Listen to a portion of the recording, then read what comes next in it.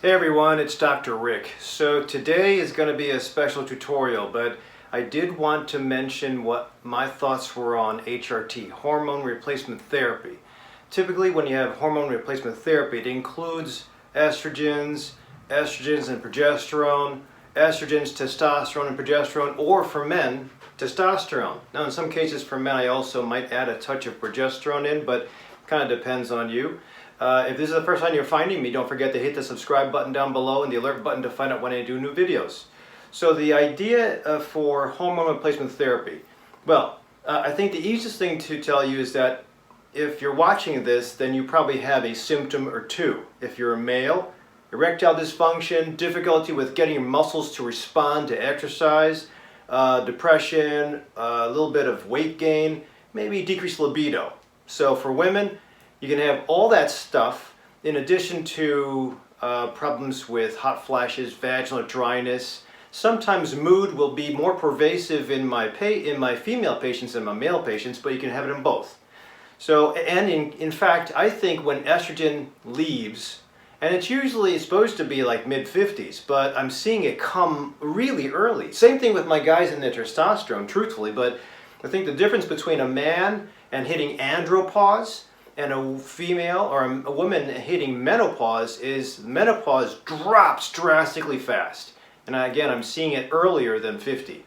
So if you have any of those weird symptoms and all the blood tests are all negative, as far as the workup of other things, thyroid, anemia, problems with rheumatoid arthritis, bowel issues, and then we get the estrogens that prove, even if the estrogens or the progesterones or the testosterone levels don't prove that you're deep into menopause, if there's just a little indication, you might want to go ahead and try a temporary use of HRT.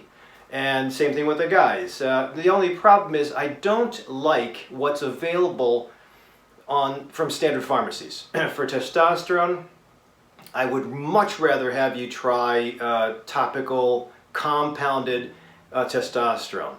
Maybe with, again, a little bit of progesterone at night. We can talk about that in a second. But for women, with regards to what's available, number one, I do not like MPA. That's medroxyprogesterone acetate. I don't like that. I think that's one thing I can take from most of the studies that I would read. There's a Nurses Health study, which I think is fine. The WHI, which was the most recent bomb drop in 2002, when I review the information, I don't like the way the data was interpreted. I think from that point on, and I'll put a couple of other, I'll put some links down below or some statements down below as far as the studies that you probably should research on your own. They're dry, they're boring, but you should read at least the conclusions. So I don't like the way it was dropped, 2002. I don't like the way they interpreted it, and if you are a statistician, you'll see that the p-value wasn't significant overall. Hazard ratio was not that great. I think it was just data mined. So that's why I really believe that from that point on, there was another study that estimated the amount of women that died because for lack of getting hormone replacement therapy. And it was about 50,000 per year from 2002 onward. Because from 2002, when the WHI, Women's Health Initiative, was released, a lot of docs started getting rid of estrogens, progesterones, so I think that scared a lot of people, doctor-wise. And then there's been, again, I really would suggest this, especially if you have a statistician in the house, tell them to read the WHI and look at those ratios I just mentioned, and see if it was statistically significant to you. In my reading and my knowledge, I don't think it was. So I still go by the Nurses Health study. I still go by other studies that I'll link down below. But bottom line is, if you have been ruled out for any kind of diseases, as far as what could be causing fatigue, weight gain, muscle poor response, mood disorder, maybe a memory disorder, vaginal dryness, hot flashes, then I'd say you might want to give this a try. And would I give it a try with what is covered under insurance? No. I would give it a try with compounded. So it's very tough, though, to get a compounded prescription covered by standard insurance, so you will have to pay, but that's why this is going to be a special, going back to what I just mentioned. I'm going to be taking this one on the road But we're going to be going to the only compounding pharmacy I like. Matt is the owner of Wholesome Health Pharmacy in Hoffman Estates. He's allowed me to come in because, you know, truthfully, before I started reviewing the information, I was on the fence. I was actually confused as far as whether does it cause breast cancer, does the hormone replacement therapy not cause breast cancer, does it help with heart disease, does it help with Alzheimer's disease? It's so confusing. That's why I had to take the damn time to read all these studies and then research. I've put a lot of hours into figuring out if my patients are safe or not, and bottom line is, I think they're safe. And if you're suffering, I'm going to be giving this to you, which is probably why you're watching this, or you're going to try to make a decision on whether you go with standard or with Matt and his compounding at Wholesome Health Pharmacy. But I'm going to take this one on the road. We're going to go to Matt's place. He's going to show us, give me a refresher, because it's been a long time since I was in biochemistry, about how the product is made and how it's shipped out to you, and this should be fun. So let's go to Matt. Hey Matt, how are you? Hey, how are you? All right, so this is Matt. Matt is the owner and pharmacist with Wholesome Health Pharmacy in Hoffman Estates. So if you're watching this, then you know I'm going to be sending your prescription to Matt. But you know, Matt, I appreciate you doing this for us. Some of my patients don't understand, because there's a Walgreens right next to me, and there's a CVS down the street. So everybody knows that. However, I always try to, I'd rather have my patients get from you, get their product from you, and I might not even be doing it the right way, but could you tell them what exactly a compounding pharmacist is? Sure. So a compounding pharmacy or a pharmacist is also known as customized medicine. Basically just provides some flexibility in terms of dosing. So if we're working with your doctor to try and figure out how to get the best therapeutic outcome, the customized medicine component allows us to tweak that model or tweak that dosage over a period of time in a way that is more specific towards that particular person. Whereas a commercially available product may not be able to do that because the product already comes in that specific dose. That dose may be too low, it may be too high, and the customized medicine component allows us to get it hopefully just right. That's number one. Number two, a lot of folks are sensitive to certain ingredients. Some of those ingredients are active ingredients, some of those ingredients are inactive ingredients. The customized medicine component allows us to have control over what the active ingredient is and what the inactive ingredients are. So if some person has an allergy to corn, dairy, soy, gluten, the customized medicine allows us to avoid or keep those offending agents outside of the formulation. Which some of my patients have peanut allergies, gluten allergies. Is there any dairy involved in encapsulation or the things that we're going to do in a little while? Yeah, so a lot of the tablets have lactose in them, and some folks who are very sensitive to lactose may run into a challenge with that. You mentioned the peanut allergy, so the commercially available progesterone capsules that you would get at any normal pharmacy have peanut oil as the vehicle. Now, for most people, that's not really an issue, but for some, the peanut component does cause a problem. Customized medicine allows us to get a similar formulation together without that peanut oil component. And when you have a commercially available drug or a commercially available food that has to sit on the shelf for a long period of time, then companies have to add preservatives to get the most return on their investment. Customized medicine can be incorporated with less preservatives because the shelf life doesn't necessarily have to be that long, because we know that the customer or patient is going to use that formulation within a certain period of time. Correct. So many folks do come in to pick up their order, which we welcome, and you're welcome to come in any time to do that. Of course, we love that. But if you get busy or tied up or there's a distance issue, then we do send with the formulation to your home, no problem. I think that's much easier. So we're dressed like this because for you, we're going to be making a batch of what you're going to be getting. In any sort of compound, you're always going to have something called an API, which stands for active pharmaceutical ingredient, and that's usually the medicine that we're going to be needing to get the desired effect. And in the case of some sort of a topical formulation, we'll need some sort of a base. Got it. The purpose of the base, of course, is to be a vehicle so that the active API can get into the skin and then get the desired outcome, hopefully. So this is our API, and that's the vehicle. That's the vehicle. Got it. So the first step in any sort of a preparation is to do what's called use a mortar and pestle to do a trituration. Okay. So we've already weighed out our necessary ingredients based on the specifications of the prescription.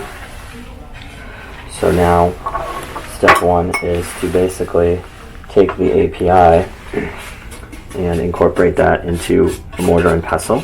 And generally, in any formulation, we always account for 10% over for any wastage or loss during the preparation. Got it. So if the weight that's required is 0.5 milligrams, then we'll usually do 0.55 to get that 10% over. So Matt, with me sending in a prescription for, say, estradiol at 2.5 milligrams, you'd measure that out in the API and from some batch of stuff that you have here in the pharmacy. Got it. We use a special scale, and depending on the quantity of the formulation, let's say we're doing it for 30 grams and it's 2.5 milligrams per gram, right, then we would multiply 2.5 times 30 to get the amount of API that we need. Perfect. And that's the beauty. I can dial it in, dial it up, dial it down, depending on patient response and blood testing. One of the top 10 reasons that customized medicine is so useful. Okay, excellent. Thanks. So now we begin to use a mortar and pestle to what we call triturate, and the purpose of trituration is to reduce the particle size of the API. Got it. The purpose of course, reducing the particle size is to improve the bioavailability going into the body. And generally this will be done at a 45-degree angle to get the best surface area. Does it matter? I've always thought of mortar and pestle as being ceramic. Mostly because of the kitchen garlic, but ceramic mortar and pestles are still around. I think ideally glass mortar and pestles are more ideal. Got it. This is called a wetting agent. The purpose of the wetting agent is so that when we incorporate the API into the base, it can get better assimilated into the base and we can get a nice, smoother finished product. Okay. So that is the purpose of the wetting agent. And the way we know when it's enough wetting agent is when we get a nice sort of pasty outcome. So in this case we would measure out the amount of wetting agent that we're going to be using, and continue to do the mortar and pestle trituration until we get a nice pasty look. So are there, in the case of bioidentical or hormone replacement, essentially estrogen and progesterone, if my patients went to a regular pharmacy like Walgreens or CVS, would they do the same thing at the Walgreens pharmacy or CVS pharmacy? The short answer is no. Generally, the labor intensity required to put together a customized formulation like this isn't really part of their business model. Got it. So if that kind of an order was dropped off at a local chain outlet, they'd probably just give you the prescription right back. Okay. Thus the reason why you really can't change the dosing for the patient. You're stuck with whatever is available. And what is that there? So now we're basically incorporating the carrier base. Got it. And we're doing what's called geometric dilution. So in other words, we add a little bit at a time while we continue to incorporate the API into that base. And so we'll add a little bit of the carrier base at a time. Again, the amount of base that we're using has been pre-weighed based on the requirements of the formulation. So we continue with this process until the amount that we need is completed. And we continue with the mortar and pestle. So now that this is completed, we're all set and ready to go. Product that has the active ingredient incorporated into the base.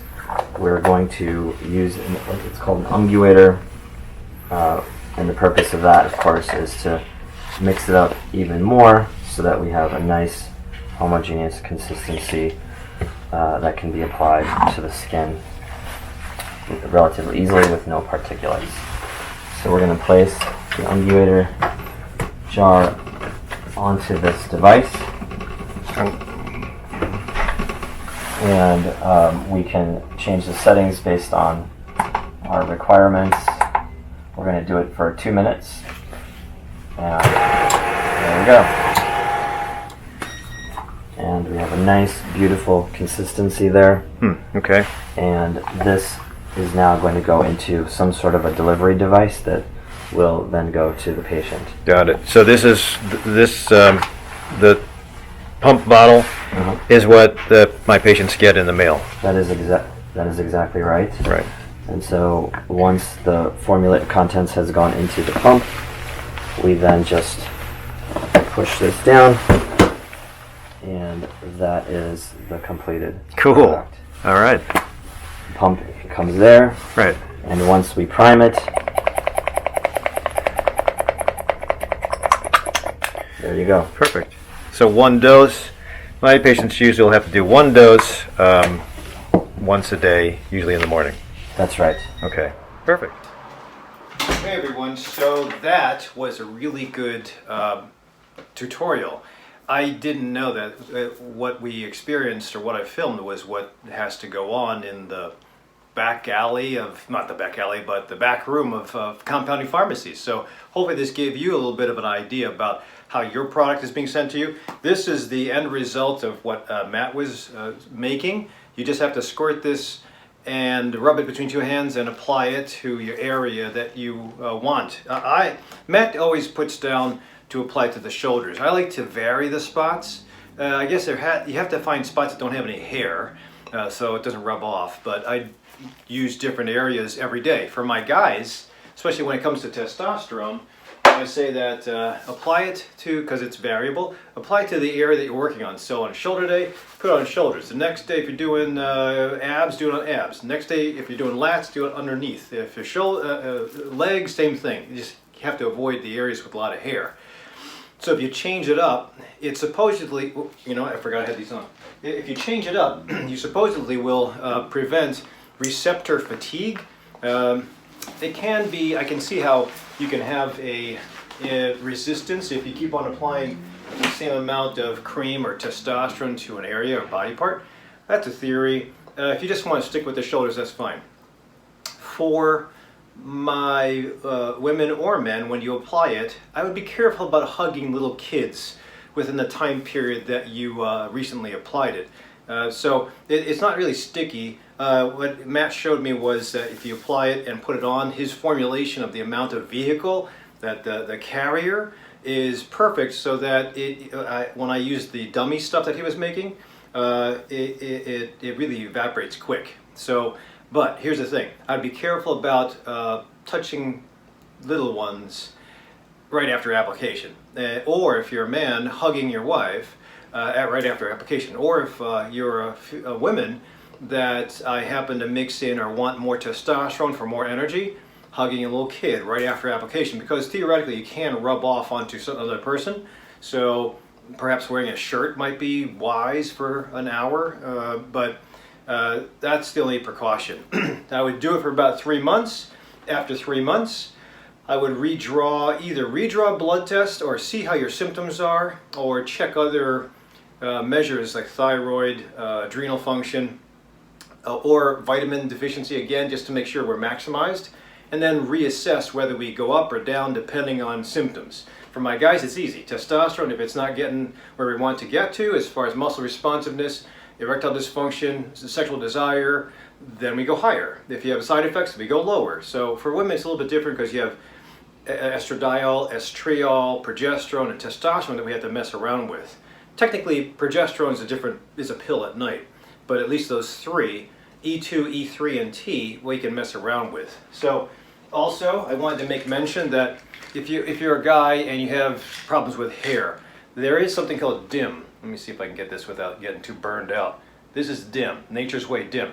So if you use the DIM, it supposedly will help from converting your excessive amounts of testosterone that you haven't had in a while that you're going to be getting from your cream you keep it from converting into estrogen. So sometimes you'll have feminizing side effects like boobs for a guy. So using DIM will help the liver just keep it as testosterone and not convert it over. Because when you take a lot of estrogen or take a lot of testosterone, it has to be broken down by the liver. When you have an overwhelming amount and your body isn't ready for it or hasn't had a taste of it in a long time, it's going to try to digest it or divide it up. And the last thing you want as a guy is to have too much estrogen because it will give you boobs. So another thing, if you have hair loss, I usually like to have, I just did a video on zinc. Hair loss, supposedly zinc will help you also prevent the conversion of testosterone to dihydrotestosterone, DHT, sometimes too high a level of DHT, also in efforts to break the hormone down, will make the hair follicle not respond and you might lose some hair. So I think that helps. And I think a lot of humans are lacking zinc anyway, and it also helps with season. So check out my video on zinc supplement. So again, thanks Matt for letting me film. If you guys have any questions about how to use these things or how to get the proper blood test, great. Put them down below. I think that's pretty much it. It always requires, again, balancing, and there's a delicate balance. It's not just the ovaries that are going to fail. Sometimes it's the ovaries, the thyroid, and the adrenals that fail. So it's kind of it's a little bit of a guessing game. But the more metrics we have, the more blood tests we have, the more symptoms we know going into this, the more empowered we are to have results. So again, it's always important to directionally to know which direction we're going in. Is it thyroid? Is it adrenals? Is it ovarian or testicle? And then once we have that, instead of going every which way and then having a failure and blaming everything for our failure, it's important to have a map. And that's what this directional thing is. Whether it's covered by insurance or not, I'm not sure. But if we go old school because you don't have insurance, we can go old school, but it's going to be very symptom driven. And symptomatology varies sometimes every day, every month. So it's a little bit harder, but it can be done. So even though it won't cost you, it will cost you in speed that we get to our destination and sometimes frustration. So because if you do it old school, you will have to have other people prodding and pushing you and developing you as far as lifestyle change. Physical therapy coach or a personal trainer for pushing activity, a nutritionist for pushing in nutrition, a psychologist to help you calm, or a counselor to help you calm, develop your own calming practice.